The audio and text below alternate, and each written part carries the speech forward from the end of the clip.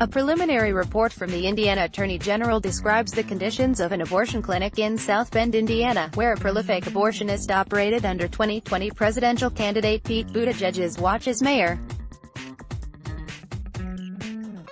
Klopfer ran 3 different Indiana abortion clinics during his lifetime and performed more than 30,000 abortions since he began operating in 1974.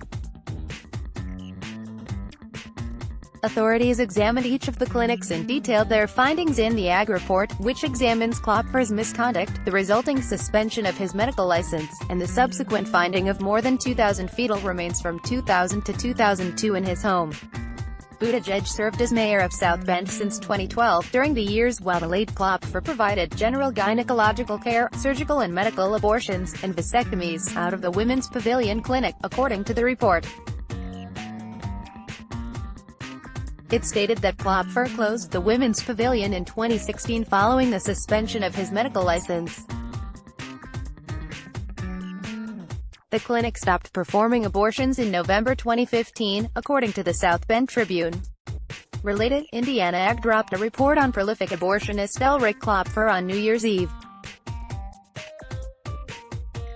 Here's what's new. The Indiana Medical Board suspended his license after finding Klopfer guilty of a number of health violations, according to the report, for failing to make sure that qualified staff were present when patients were given or recovering from medications for abortion, for failing to document in records that women had been provided with information and counseling 18 hours prior to their abortion, for knowingly failing to report an abortion performed on at least 2 13-year-old girls, and for repeatedly engaging in a pattern of conduct which demonstrated an inability to exercise reasonable care. Police searched the South Bend Women's Pavilion, as well as a vacant lot owned by Klopfer near the clinic, on Sept.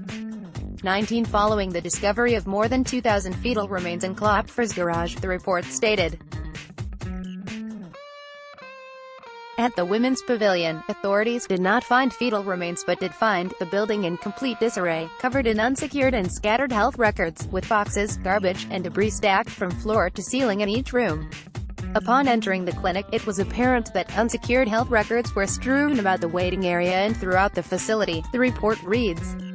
Health records were intermingled with boxes upon boxes of miscellaneous items including car parts, rotting food, unsterilized used medical instruments, hundreds of empty soda cans and protein shake bottles, various personal items, and medical supplies, including loose syringes, the report added.